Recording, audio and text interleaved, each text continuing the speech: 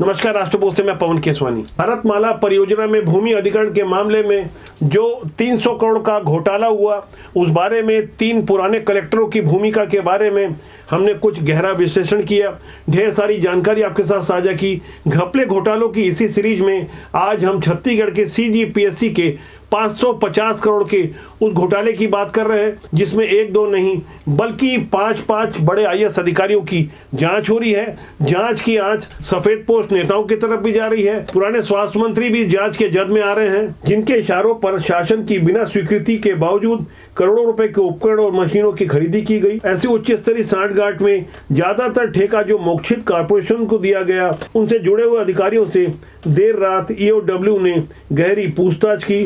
EOW ने जो 18,000 पन्नों की चार्जशीट तैयार की है, उसमें हैरानी करने वाली कुछ बातें सामने आई है। साफ तौर पर पता चला है कि यह मामला कूट रचित रचना से जुड़ा हुआ है, यानी साफ तौर पर ठगी हुई है। एक सिंडिकेट गिरोह बनाकर जिस तरह से करोड़ों अरबों रुपए की अवैध धन की उगाही की गई, इस पूरी रकम के हेर फेर के लिए हवाला किया गया। हवाला एंगल सामने आने के बाद CGMSC घोटाले में EOW के बाद अब प्रवर्तन निदेशालय यानी ED की भी स्वाभाविक रूप से एंट्री हो गई, जिसमें आरोपी बसंत कौशिक, छिद्रौज रौतिया, डॉक्टर अनिल परसाई, कमलकांत पाटनवार, दीपक बांदे और मोक्षित कॉर्पोरेशन के मालिक शशांक चोपड़ा के खिलाफ ECIR 2/25 के अंतर्गत मामला दर्ज किया गया है। वैसे 550 करोड़ के इस महा घोटाले की शुरुआती जांच में ही पता चल रहा था कि यह मामला मनी लॉन्ड्रिंग से संबंधित है, इसलिए आने वाले दिनों में ED कुछ और बड़ी छापेमारी कर सकती है। जैसे जैसे इस मामले में जांच आगे बढ़ रही है, वहां नई नई जानकारियां सामने आ रही है।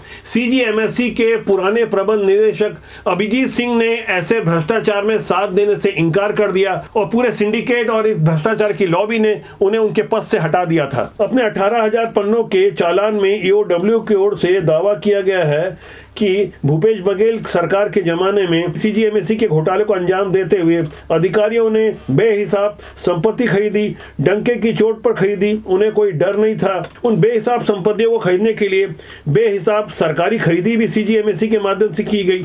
उसके बाद टेंडर जारी किया गया। CGMSC के तत्कालीन प्रबंध संचालक अभिजीत सिंह ने मोक्षित कॉर्पोरेशन से जुड़ी शारदा इंडस्ट्री के दस्तावेजों पर संदेह जताया था। उन्होंने उस समय के तत्कालीन GM और अब घोटाले में जेल भेजे गए कमलकांत व छिद्रौज रौतिया को शारदा कंपनी को अपात्र घोषित करने का निर्देश दिया, लेकिन उन बेईमान अफसरों ने ऐसा नहीं किया, बल्कि कमलकांत तो अचानक एक प्राइवेट हॉस्पिटल में भर्ती हो गए। इस दौरान अभिजीत सिंह पर भारी दबाव बनाया गया और आखिरकार उनका ट्रांसफर करवा दिया गया। तब जाकर शारदा कंपनी को टेंडर में शामिल किया गया। अभिजीत सिंह की तरह डॉक्टर अरविंद नेरल ने भी ऐसी खरीदी पर आपत्ति प्रकट की थी, लेकिन चालाक अफसर कमलकांत ने उनसे किसी तरह हस्ताक्षर करवा लिए। इसी तरह डॉक्टर PK पात्रा ने भी एनालाइजर मशीन व रीएजेंट के टेंडर के दौरान प्रोप्राइटर आर्टिकल होने पर आपत्ति प्रकट की थी।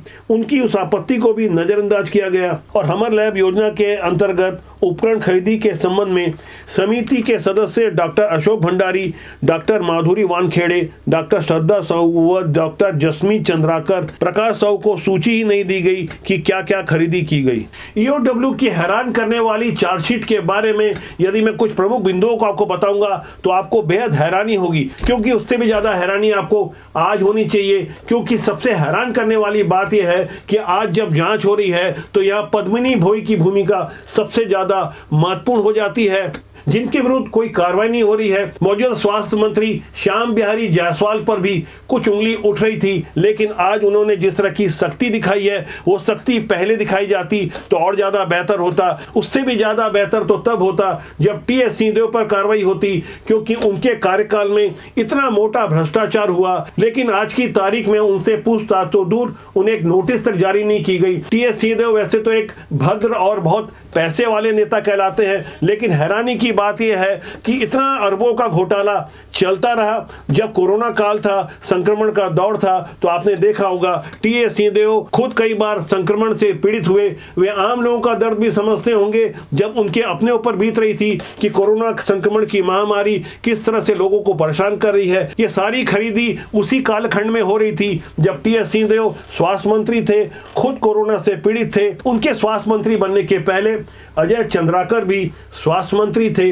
मोक्षित कॉर्पोरेशन की एंट्री तभी हुई भानु प्रतापपुर और कांकेर के आसपास जिस तरह से चोपड़ा परिवार का कारोबार फलता फूलता गया, और फरवरी में जब उनके ठिकानों पर छापेमारी हुई तब कुछ ढेर सारे खुलासे हुए। पता चला कि बिना राजनेताओं और मंत्रियों के सहयोग के ये काम संभव ही नहीं था। फिलहाल कुछ 5 अधिकारी जो पकड़े गए हैं, जिनकी गिरफ्तारी हुई है, उसके अलावा 5 बड़े बड़े IAS के नाम आ रहे हैं। उनकी गिरफ्तारी कब होगी, उनसे कब पूछताछ होगी, इस बारे में हमने पड़ताल की तो बहुत जल्दी कुछ बड़ा होने वाला है। आज की तारीख में EOW ने 505 करोड़ के CGMSC घोटाले के बारे में जो चार्जशीट प्रस्तुत की है, उसके यदि प्रमुख बिंदुओं पर गौर किया जाए तो चार्जशीट में लिखा है कि उपकरण और रीएजेंट की खरीदी जहां जरूरत नहीं थी, उसके बावजूद जो बेहिसाब खरीदी की गई, उसके लिए शासन के द्वारा विधिवत एक राज्य स्तरीय निरीक्षण और प्रशिक्षण तकनीकी समिति का गठन तो किया गया था, लेकिन डॉक्टर परसाई ने DHS की अनुमति के बिना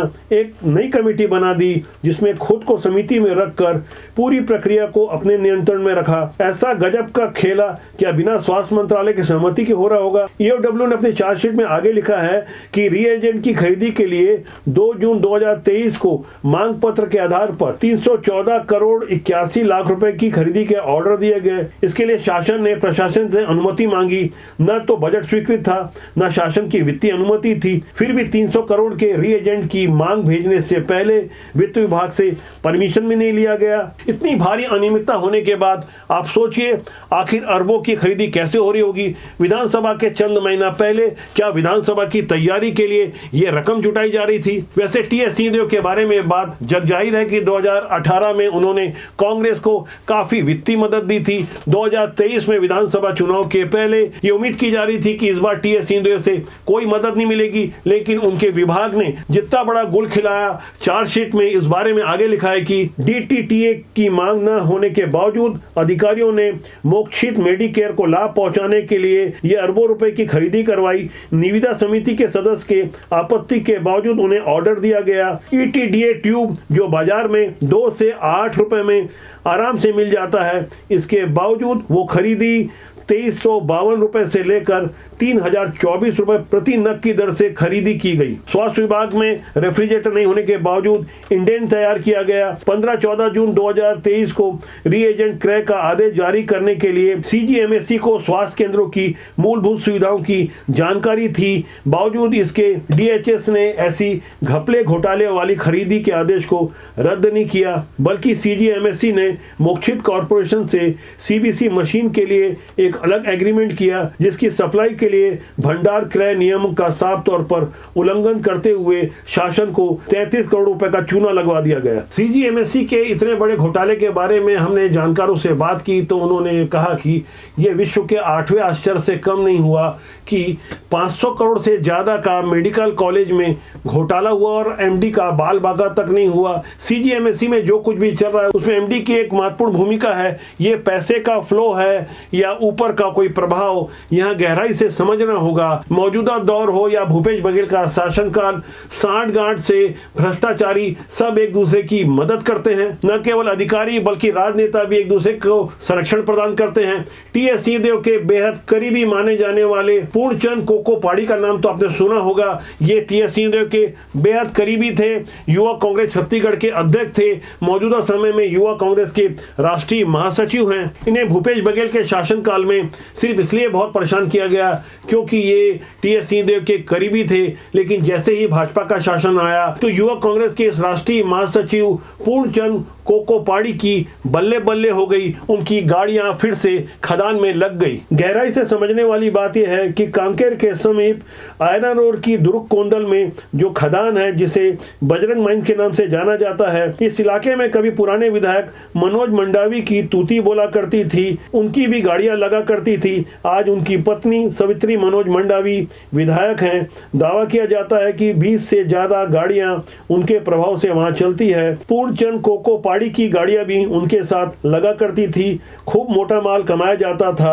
लेकिन अचानक भूपेश बघेल के बेहद करीबी और भिलाई जिला कांग्रेस के अध्यक्ष मुकेश चंद्राकर की एंट्री होती है और पूर्णचंद पाड़ी की गाड़ियां वहां से हटा दी जाती है और मुकेश चंद्राकर की बल्ले बल्ले हो जाती है। लेकिन जैसे ही तख्ता पलट हुआ, भूपेश बघेल की रुखसती हुई, नए शासन का आगमन हुआ, तो पूर्णचंद कोको पाड़ी की गाड़ियां फिर से लग गई। युवक कांग्रेस के राष्ट्रीय महासचिव के अलावा कांग्रेस से भाजपा में आए हुए कई नेताओं की बल्ले बल्ले हो रही है, उनकी खूब चांदी कट रही है। चारमा के 16-17 घाटों में रेत की खदानें, यहाँ कांग्रेस भाजपा से जुड़े हुए कई नेताओं की गाड़ियां चलती है, आपस में खूब विवाद होता है, अक्सर मारपीट की नौबत आती है। लेकिन जहां बात धंधे की होती है, सब मामला सेट हो जाता है। आयरन और रेत की खदानों से जुड़ी इन गाड़ियों के बारे में, इस घोटाले के बारे में मैं आगे के एपिसोड में कुछ गहरी जानकारी दूंगा। लेकिन यह गहराई से समझना होगा, शासन किसी का भी हो, हमारे सिस्टम में भ्रष्टाचार घुन की तरह लग गया है। तभी तो देश के प्रधानमंत्री नरेंद्र मोदी जी को ये कहना पड़ा कि ना खाऊंगा ना खाने दूंगा। चुनाव के दौरान उन्होंने इससे भी कुछ आगे कहा था कि जो खाया है उसे मैं निकलवा कर रहूंगा। जबकि आपको शायद याद होगा कि अब से 40 साल पहले 1985 में तब नए नए प्रधानमंत्री बने राजीव गांधी ने बड़ी ही मासूमियत से एक कड़वी सच्चाई को स्वीकार किया था। उड़ीसा के कालाहांडी के एक दौरे में थे, नए नए राजनेता बने थे, प्रधानमंत्री बने थे। तब उन दिनों आज वाली मेन स्ट्रीम की मीडिया नहीं होती थी, आज जैसी सोशल मीडिया नहीं होती थी। बावजूद इसके उनके उस कथन की आज तक चर्चा हो रही है, जब राजीव गांधी ने कहा था हम केंद्र से 1 रुपया भेजते हैं तो अंतिम व्यक्ति तक सिर्फ 15 पैसे पहुंचते हैं। बड़ी बेशर्मी से ये बातें प्रस्तुत की गई थी। तब लोग काफी चर्चा करते रहे, जिसकी चर्चा आज तक हो रही है कि किसी देश का प्रधान ये स्वीकार करता हो कि 85% रकम आम आदमी तक नहीं पहुंच पाती। आज आम आदमी के लिए जनधन खाता खुलवाया गया है, यानी भेजी हुई सीधी रकम पहुंच जाती है। लेकिन जिन्हें भ्रष्टाचार करना हो तो रास्ता निकाल लेते हैं। शहरी क्षेत्रों में जब भ्रष्टाचार होता है तो जल्दी पकड़ में आ जाता है, लेकिन ग्रामीण और खासकर वनांचल क्षेत्रों में तेंदुपत्ते के बोनस बांटने का घोटाला हुआ तो दबा दिया गया। लेकिन मौजूदा दौर में बदले हुए हालात में अब बड़ी बड़ी गिरफ्तारियां हो रही है। छत्तीसगढ़ के सुकमा जिले में तेंदुपत्ता घोटाले में EOW ने 26 अप्रैल को एक suspend DFO IFS Ashok Patel को गिरफ्तारी के बाद जब कोर्ट में प्रस्तुत किया। कस्टोडियल रिमांड खत्म होने के बाद DFO को कोर्ट में प्रस्तुत किया गया था। सुनवाई के दौरान भ्रष्टाचार में निलंबित IFS अशोक पटेल से फिर से पूछताछ के लिए उनकी कस्टोडियल रिमांड मांगी गई है। जिन अशोक कुमार पटेल को आप अपनी स्क्रीन में देख रहे हैं, वे अपने साथियों के साथ मिलकर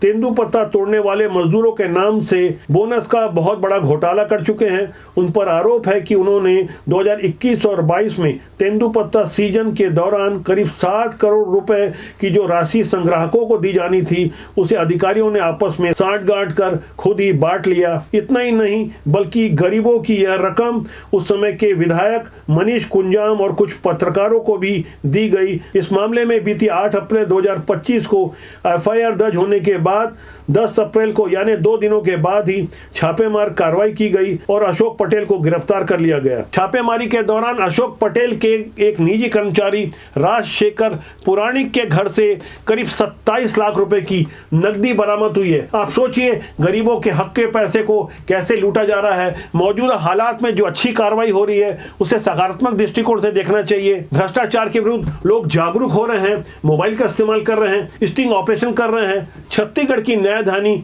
बिलासपुर के एक ASI यानी असिस्टेंट सब इंस्पेक्टर के द्वारा एक मां से 20,000 रुपए की रिश्वत मांगी गई। उसकी बेटी राजस्थान चली गई थी, उसे लाने के लिए 20,000 रुपए ASI ने उस परेशान और दुखी मां से मांगा। लेकिन उसके बेटे ने जागरूकता दिखाई, अपने मोबाइल का कैमरा ऑन कर लिया। लेकिन ASI को थोड़ा शक हुआ, उसने दूर भेजा। लेकिन जो कुछ भी रिकॉर्ड हुआ उसके बाद वो ASI सस्पेंड हो गया। दुखी परेशान मां अपनी नाबालिग बेटी को 4 महीने से ढूंढ रही थी, जो कि लापता थी, जिसे खोज कर लाने के लिए बिलासपुर के ASI हेमंत पाटले, जिसे आप अपनी स्क्रीन में देख रहे हैं, उन्होंने साफ तौर पर रिश्वत मांगी और बताया कि 3 कर्मियों को भारत के अंतिम छोर राजस्थान ले जाने का खर्चा इतना ही लगेगा। राजस्थान है, इंडिया का आखिरी खर्चा तो अच्छा है। तो बोल दिया तुम अपनी